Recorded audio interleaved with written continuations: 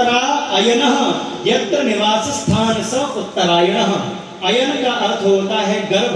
भगवान उत्तरा के गर्भ में गए, उसी उत्तरा के अयन में आने वाले भगवान का इंतजार पितामह भीष्म कर रहे हैं। उनको कोई सूर्य चंद्रमा से मतलब नहीं है, कृष्ण ही उनके लिए चंद्रमा के समान है। ठाकुर जी को सामने खड़ा किया है, बोले प्यारे जरा दो बात मैं आपसे करना चाहता हूं।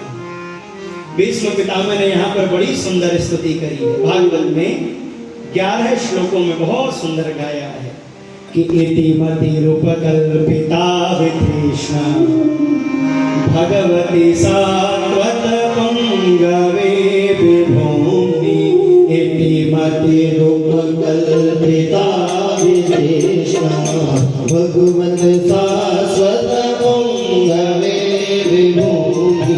स्वसुखमुपगते क्वचित्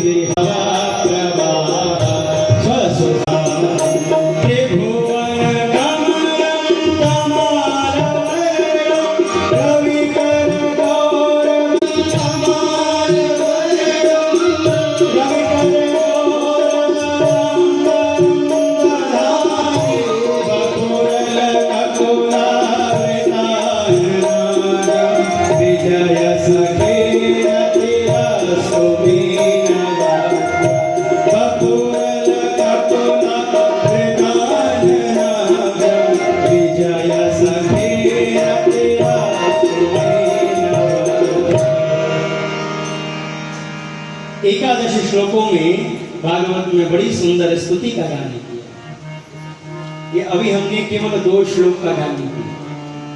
वैसे तो ये श्लोक संस्कृत में कहे गए हैं, आप लोगों को इतना समझ में नहीं आया होगा, लेकिन फिर भी हम यहाँ पर भागवत के श्लोक इसलिए गा रहे हैं क्योंकि ये जो मंत्र है, ये जो श्लोक है, इनको सुनने से आपका कल्याण हो, इनको सुनने से आपके ऊपर भगवान की विशेष कृपा हो।